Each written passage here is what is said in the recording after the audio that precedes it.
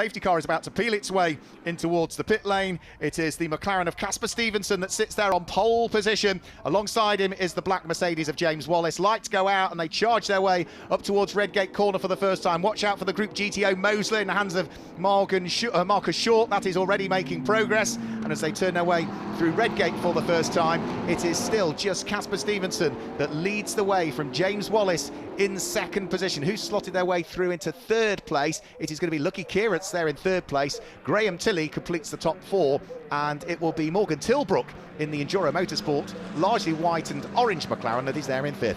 Yeah, Group GTH at the back there having some battles as we see some contact between them, the McLaren and a Mercedes in the Group GTH battle further back, fighting all the way down the field, down the Craner curves as well. It's a very fast part of the circuit, and when it's congested at the start of the races like it is, we see the Brabham going wide at McLean's corner there as well. It's congested down the Craner curves, takes a lot of trust. We've mentioned that many times, and with the circuit still being somewhat green, with its new tarmac over the winter, it can be a little bit sketchy down there.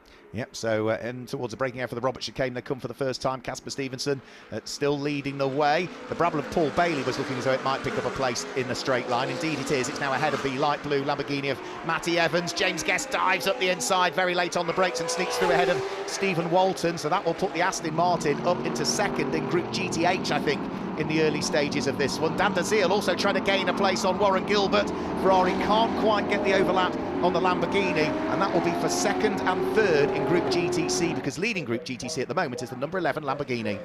Yeah, the number 11 Lamborghini romping away. It's not a huge gap though, is it really? That it was great to hear from Dan Dazeal very quickly on the grid saying that it's good to have so many cars in his group all close together for a great fight, and they're getting stuck in right from lap one. Yeah, they really are. The balance of performance working, whether it be Lamborghini or Ferrari, they are very evenly matched in the GT Cup Championship, and all of that is down to the hard work from the technical team in the background to equalise the performance of the cars, whether it be a Lamborghini, a Ferrari, or of course, as we see, McLarens in the case of the Group GT3 cars. So feeding their way out, blending in that throttle as they come out of Coppice Corner and start to make their way down the straight. And as they head in towards the braking area, Paul Bailey at the wheel of the Brabham BT62 that runs in Group GTO has got the inside line on Dan Dazeal and is able to go through. So a change of overall position. Dan Dazeal tries to fight back on the exit of the corner, but the extra grunt of the Brabham will tell. So place gained, but it doesn't affect their group positions. No, of course, each group will only get championships for passing cars in their own group, championship points for passing cars in their own group. But you can see the differences in the groups there, with the GTO Brabham romping away from what is not a sluggish Ferrari Group GTC car. Chris Murphy at the wheel of his Audi, looking to try and pull a move on Russ Lindsay at the wheel of the Porsche that's new to Orange Racing, powered by JMH for this weekend. Chris Murphy in the Audi, in theory, ought to have been racing his BMW this weekend, but problems with the BMW where it blew its engine means that he's in the Audi, and Phil Carter takes the opportunity to sneak up the inside of him, and now the number 91 Mercedes of David Frankland is trying to work his way through as well, so could be a couple of places lost there for Chris Murphy. But into the pit lane, I'm afraid, and that's the number 12 car that's in the pit lane, so that is problems very early on for Inari Motorsports and David Waddington. Yeah, unfortunately coming into the pits, they've clearly got an issue front right-hand side.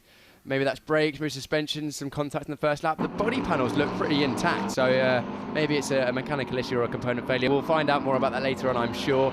Is that the Moseley going a bit slowly, or is it just differing lines then? I think it was just in a straight line. Sasha Kaka got a better run in the Audi coming out of the Robert chicane, and the Moseley, I think, just letting him go through, realising that, yeah, there's no point fighting with the car that's in a different group, because the Moser is a Group GTO car, an open spec car. It's a GT3 spec car, so in Group GT3 that's gone through in the hands of Sasha Kaka. So still doing a good job is Marcus Short, the National Motorsport Academy Moseley MT900 that had those problems yesterday. So far, running beautifully well today in the hands of the youngster. Yeah, thank goodness it's back out on circuit again today, because it would be a real shame to have missed that car going round with its issues that it had yesterday. But no, great sounding car. It sounds like thunder as it goes past, and it really looks the part. And there's more battling in Group GTC there. I think it's change of position, was that, Mark? No, it's not a change of position, it's just the lead battle. Gilbert Yates is still leading at the wheel of the Lamborghini, but now the Brabham gets sort of involved. The Group GTO Brabham in the hands of Paul Bailey is quick in a straight line, hasn't quite got the air of some of the other cars, but that now means that Warren Gilbert, who was looking to try and attack for the lead of Group GTC, has had a Group GTO car go through and ahead of him. So rather frustratingly, he was looking to try and push for the lead of the group there, and breathing a large sigh of relief now will be the Blackthorn Motorsport driver Gilbert Yates, because he's now got another car between himself and the car he was doing battle with. Yes, he might then lose a bit of time, as his competitor did, as the Group GTO Brabham goes past once again. And that's the beauty of multi-class racing, is you don't only have to deal with cars in your own group, but you have to deal with cars from other groups coming through faster and slower, and the way you manage that is imperative to how well you'll do in your race, even more so potentially later in the pit stop race with more laps. Yeah, and there we've got that intergroup battle heading down through the Craner curves at the moment. A Group GTC Porsche ahead of a Group GTH McLaren, another Group GTH Mercedes sitting behind that, and after that it's a Group GTO Audi. So intergroup battles there heading down through the Craner curves with just under 20 minutes to go now at this stage. So this is Russ Lindsay, then Phil Carter, followed by the Mercedes, which is in the hands of David Franklin. Chris Murphy not too far adrift, and then just behind Chris Murphy is going to be Tim Docker at the wheel of another Group GTH McLaren. So really good little fight, this one, for what is 16th, 17th, 18th, 19th, 20th place. There's battles all the way down the field. Of course, this is the group, a couple of groups, as you mentioned, Group GTC cars, and then a Group GT. So Group GTH cars, which is, of course, largely the GT4 homologated vehicles. Again, it's great to see so many different types of vehicle in the same group, all racing so closely. The balance of performance is clearly not far off, is it? No, it's great, isn't it? Yeah, it's not an easy task to do. It's a bit of a thankless task as well. Phil Carter, I think, was a little bit braver on the brakes. The lighter McLaren trying to edge up towards the coattails of the Porsche in the hands of Russ Lindsay. And now Chris Murphy about to be unpicked by the number 78 car in the hands of Tim Docker, who can't quite make it through. So the former Volkswagen Cup racer, for the moment, has to sit behind the former champion. Chris Murphy did win this championship overall in 2018 for Whitebridge Motorsport in his Aston Martin when he was partnered up with Adam Hatfield. So he is a former champion, one of a couple that we've got amongst the entry list for this weekend. So 18 minutes of the race to go. Down through the Craner curves come the front runners, and Sasha Kaked at the wheel of his Audi, still looking to try and make progress from what is 6th position. He's amongst the traffic now, and he's about to pick off Mark Havers. That was a big lunge into the old hairpin from a long way back, but it just shows the grip and the braking performance those GT3 cars have, which is pretty impressive when you consider that even the Group GTH cars are way faster than almost any road car that you can ever drive around a circuit. There's Matty Evans at the wheel of the Woodrow Motorsport Lamborghini that he shares with Kev Clark. That car tumbling down through the Craner curves and heading in towards the braking area for the old hairpin. So the number 62 car is currently running in 12th position. It's 4th in Group GTC. It was on the podium in both races in Group GTC yesterday, but it's just off its group podium. And Paul Bailey now managing to squeeze through and ahead of Marcus Short. Now that is important, because that now puts the Brabham up to 2nd in Group GTO and puts the Marcus down to 3rd in Group GTO. Change of position in Group GTO. It seems like that is the place of the favourite overtaking opportunity for that Brabham into the last corner, using its grunt down the back straight. Yeah, so that's a change for position in there. And right behind them is the lead battle in Group GTC now at the moment, which is the yellow and pink and purple Lamborghini of Warren Gilbert. Right behind him is the number 11 Lamborghini, which is in the hands of Gilbert Yates. And Gilbert Yates has got that red and yellow Ferrari of Dan Bazil right behind him. That's 1st, 2nd and 3rd in Group GTC for the Cup Spec cars. So, as you said earlier on, no matter where you look, there are fights to be had and scores to be settled. Here we are with the leaders in Group GTC, Group GT3, sorry. Group GT3 are coming across that gaggle of Group GTH cars, and this is going to close things up, I'm sure. You can see the lights flashing, the James Wallace letting the Group GTH cars know, I'm coming through. Yep, so couldn't quite clear Chris Murphy, though, could James Wallace, by the time he got towards Redgate Corner, so he thumps the throttle on the Mercedes as he heads down through Hollywood. Casper Stevenson picks off David Franklin's Mercedes and places that a lap down, but as soon as he does that, he's then got Phil Carter and Russ Lindsay to deal with in the McLaren and the Porsche, respectively. It's such an important and critical part of the race, isn't it? You don't want to lose time through these backmarkers, Piers, but what you don't want to do is trip over them and have an incident either. It's all about risk versus reward. You can go hell for leather and dive up the inside at every opportunity, but the chances of you having a coming together with a Group GTH car or even making a mistake yourself is higher. So you might save 1 or 2 seconds as you come through the traffic, but the chance of you losing 10, 15 or even the race is much higher. Or you can play it a bit safer. I think in this race, generally, the sprint race, 25 minutes, they're going to be a bit more aggressive because there's not quite as much time to gain back if you don't gain that time. Oh, as you can see, the number 12 Group GTH McLaren 570 in the pits. Yeah, so that's David Donington. Anari Motorsports already going to work to establish what the problem is with that car. Lucky Kira trying to sneak his way through and past one of the Group GTH cars. Phil Carter sees him coming. And if anything, he compromises his exit coming off the car on a Phil Carter. And as soon as he lets a quicker car through, he compromises his exit. All of a sudden, he's under pressure because David Franklin did with him. Much as we were just discussing with the faster cars coming through the slower traffic, the slower groups, as a car being lapped, it's also choosing how you get lapped, because you do have a slight influence on where and when you get overtaken. You can maybe just say you're not coming through in this corner and save yourself a little bit of time. You can get through on the straight, and that.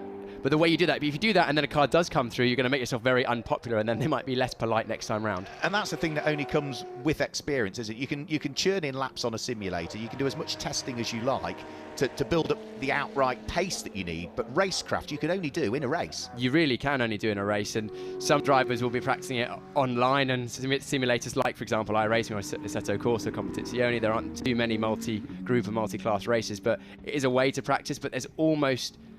even though it is simulated, it's not quite the same in real life because there's that extra jeopardy. Yeah, because mentally you know there's no consequence on a simulator. Oh, yes. When you're in the car for real and it all goes wrong, A, it's expensive, and B, it can hurt.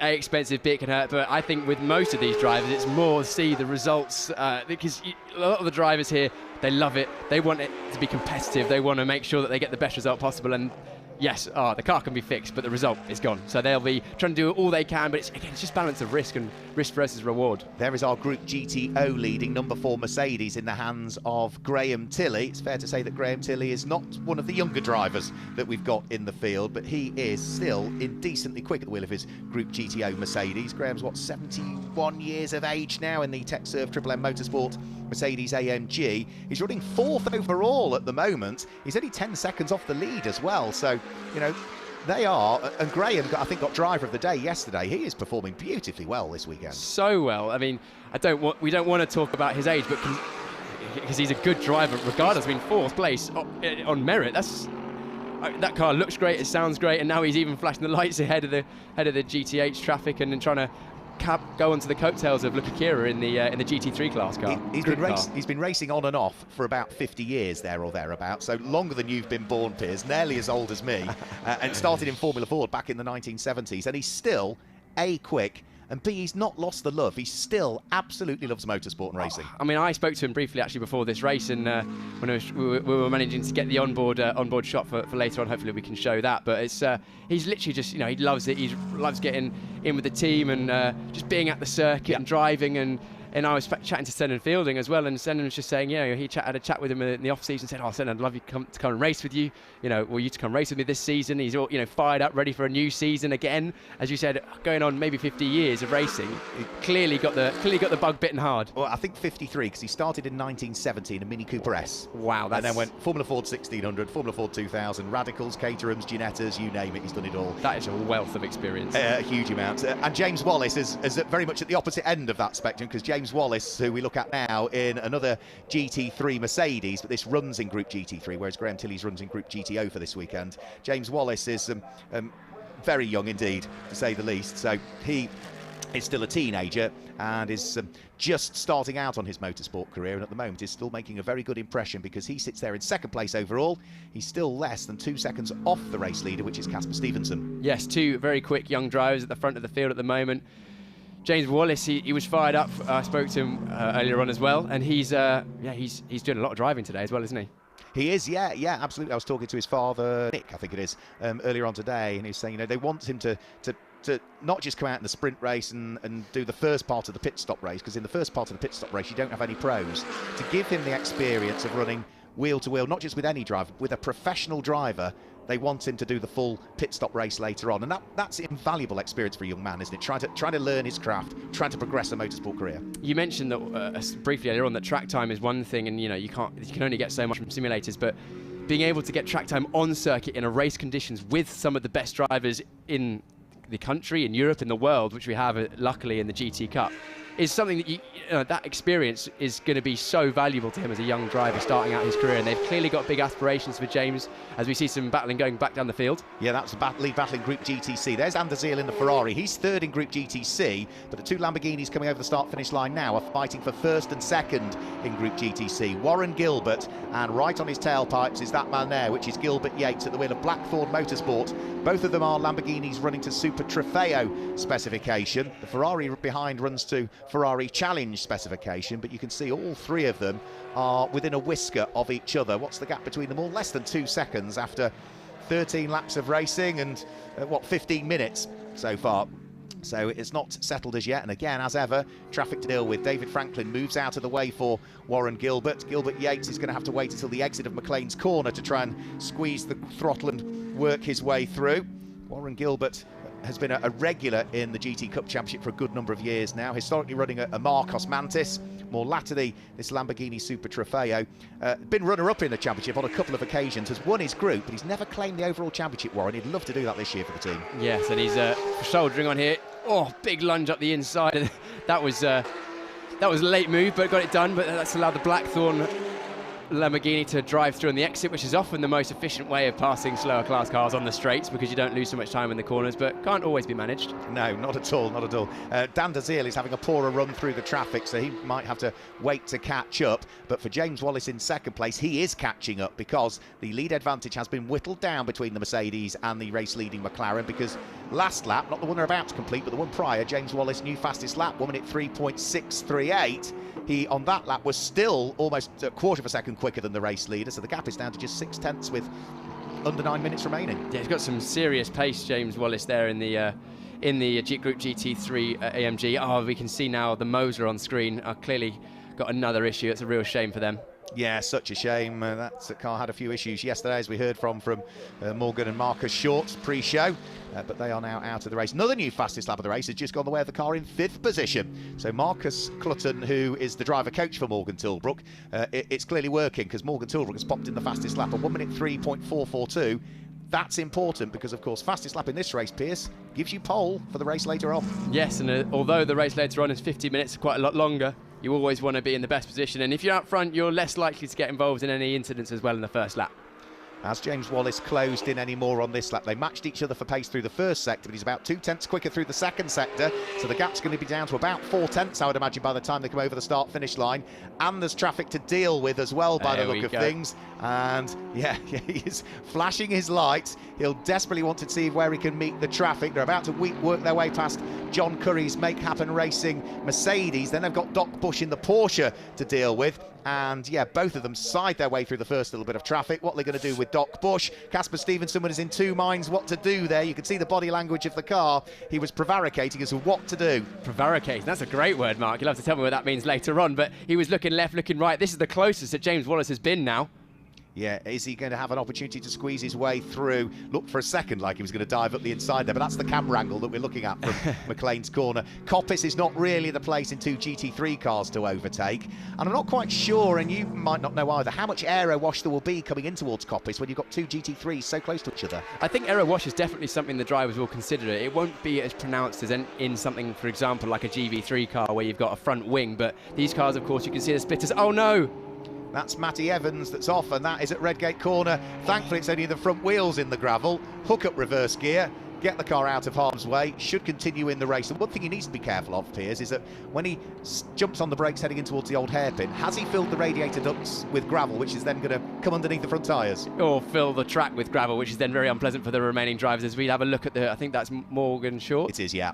Morgan Short coming out of the car there, looking pretty disappointed. It was great to see the Moser on circuit, even if only briefly. It managed about 16 minutes. Yeah, such a shame. Hopefully, whatever it is, they'll be able to sort it and get it back out again. I'm sure the National Motorsport Academy and Martin Short, the dad of Morgan and Marcus Short, who knows Moslers inside out, will try and solve the problem for that one. Right, weaving their way through the traffic. Mark Havers is inadvertently involved in this lead squabble, and almost, there was an opportunity there for James Wallace. Brave, but realised that, yeah, the door was starting to close and just, I think, backed out of the throttle briefly. Almost a three-spoked indent on the back of the McLaren there, wasn't there, Mark? mark. It was so close going into Coppice, but Wallace giving just enough space and going to try again on this lap. This is a great battle for the lead and in Group GT3. Yeah, brilliant stuff it is. Over the start-finish line, more traffic to deal with ahead of them, and that is Stephen Walton, who is going wheel-to-wheel with David Frankland, just as the race leaders bear down on them. So again, they need to be careful where they pick the throttle up. It's up to the race leaders to work their way past the back markers,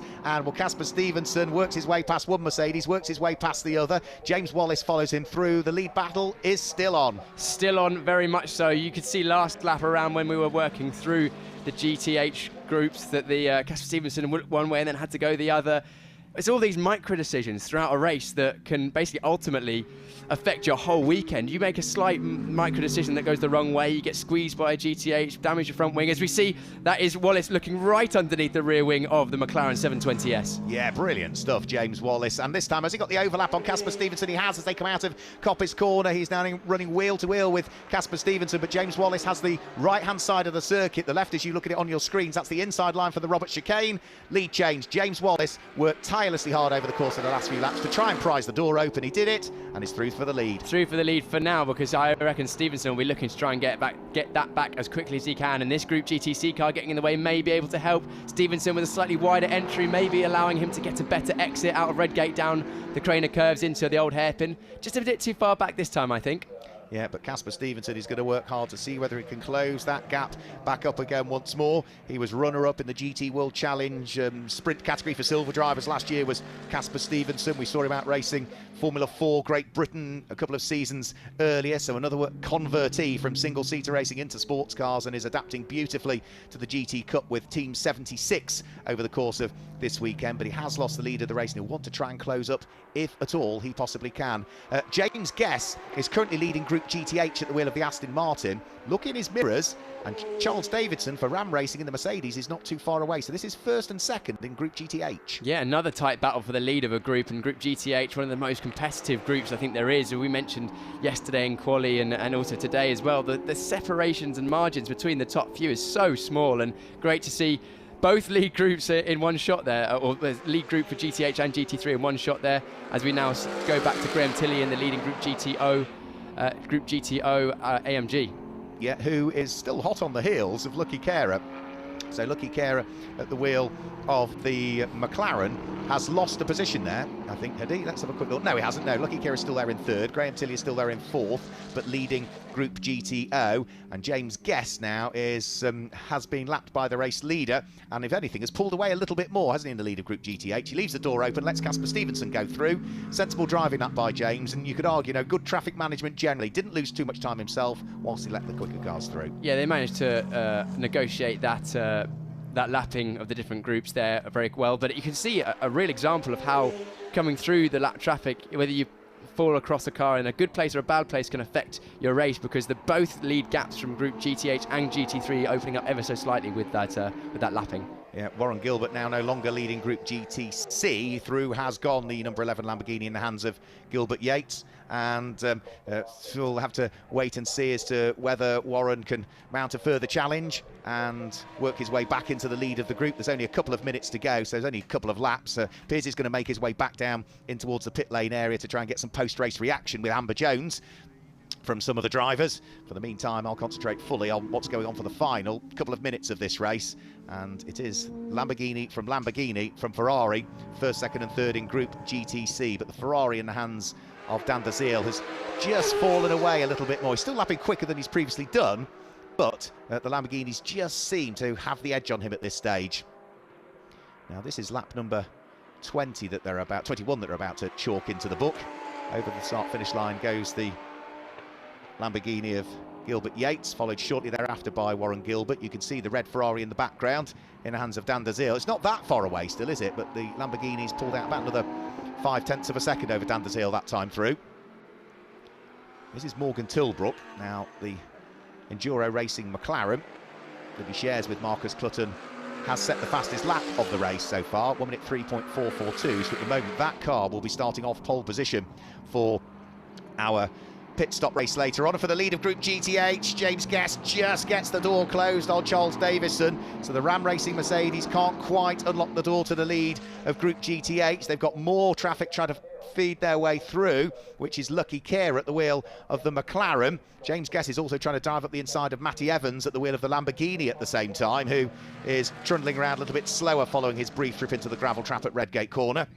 But for James Guest, has he done enough in that Aston Martin, the Feathers Motorsport car, to hang on to the lead of Group GTH? He's still got traffic that he's trying to let through and pass. The next little bit of traffic that he's going to need to let through will be Graham Tilley at the wheel of the Group GTO leading Mercedes, and James Guest lets that car go up the inside at Coppice Corner, and then as soon as one's gone, there's another one to let through as well, which is Morgan Tilbrook at the wheel of the McLaren. So fourth and fifth, Mercedes and McLaren, not that far away from each other, but remember the McLaren runs in Group GT3, the Mercedes, Graham Tilley's at least, runs in Group GTO, whereas this Mercedes that leads overall is a Group GT3 car. Down through the Craner curves, the clock ticks to 0. James Wallace is on his final lap of the race and is scheduled to drive solo in the pit stop race later on over the course of the day. The fastest lap that he has set is a 1 minute 3.553, which means I think that's perhaps the second fastest lap that we've got. So I think that Mercedes potentially will start, subject to confirmation, from the outside of the front row of the grid for the pit stop race later on today. Casper Stevenson's had a good race as well. Ian Loggy was on driving duties for a good chunk of yesterday. He did the sprint race yesterday. Casper gets the chance today. Flash of the lights again from James Wallace as he sneaks his way through and past Mark Havers. And then he's right up onto the coattails of Dan Dazil. But is he going to get past the Ferrari before the checkered flag? I don't think so. And as he goes over the start-finish line, the checkered flag flies. And it is 3 wins, 3 different winners out of 3 races so far this season, because that race goes the way of James Wallace from Casper Stevenson in second place. Lucky Kerr is going to finish in third place, just ahead of Graham Tilley and Morgan Tilbrook, who all chase each other over the start-finish line in third, fourth and fifth places respectively. But Graham Tilley at the wheel of the red Mercedes with the Dayglow flashes will secure top honours in Group GTO, and this is the car that's going to win Group GTH. Brilliant return to the GT Cup for Feathers Motorsport and James Guest. Hard-fought win that was. He was chased all of the way by Charles Dawson, but just about was able to hang on to the place. So good little fight that was between that pair. Paul Bailey about to flash his way in the Brabham over the start-finish line. We've also got David Franklin still busy fighting away with the Make Happen Racing Mercedes. They've had a good little fight over the course of the last few laps. David Franklin, and I think that was John Curry. And then the last few cars come over the start-finish line, including the Group GTC winning car. Group GTC goes the way of the Lamborghini, the white and black and red car of Gilbert Yates, just from Warren Gilbert, who eased off in the Top Cats racing machine on the way to the flag. And the final car to take the checkered flag will be Dan Dazil at the wheel of the Ferrari. In fact, he opts for the pit lane, does Dan Dazil. But this car here will be our winner of the race. So James Wallace makes it 3 different winners out of 3 races. Sasha Cook in the Audi yesterday, Morgan Tilbrook and Marcus Clutton in the McLaren yesterday afternoon, and now a Mercedes. So it's not just 3 different winners, 3 different manufacturers and 3 different teams so far. Let's confirm the results then for our second pit stop race of the season. Round 3 of the GT Cup Championship goes the way of James Wallace, with Casper Stevenson in second place and Lucky Kerr there in third. Graham Tilley was 4th, ahead of Morgan Tilbrook in 5th place, and Sasha Kakad completed the top 6. It was Paul Bailey there in 7th place, ahead of the Group GTC leading car, which was Gilbert Yates, who finished in 8th place, and it was Warren Gilbert and Dan Dazil that completed the top 10. In 11th place, James Guest was the top man home in Group GTH, ahead of Charles Dawson, who was there in 13th place. Russ Lindsay was next up, ahead of Philip Carter, David Franklin, Stephen Walton, Chris Murphy, Tim Docker, Doc Bush and John Curry completing the top 20. So that gives you the top 20, and just outside of the top 20 was the likes of Matty Evans and Mark Havers, and of course we know of the whereabouts of Morgan Short and, unfortunately, that McLaren in the hands of David Waddington, which retired into the pits very early on indeed.